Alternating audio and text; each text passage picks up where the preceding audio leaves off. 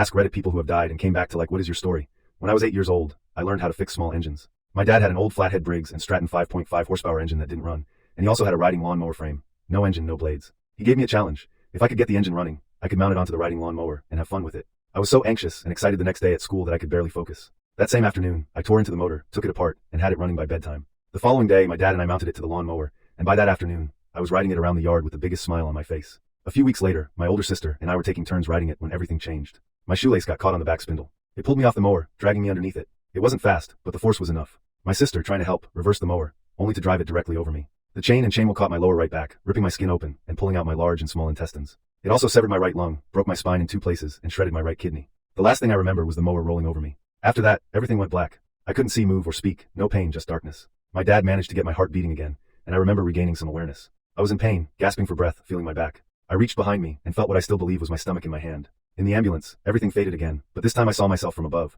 my body lying there as medics tried to resuscitate me. I felt a strong, almost magnetic pull, and suddenly I was back in my body. Moments later, I was on an operating table surrounded by strangers in white coats, in a blur of panic. Then I was standing next to my grandmother, my Nana, who had passed away when I was 3. She told me who she was and comforted me as we watched the doctors jolt my heart with small round paddles. She kept saying, "It's okay."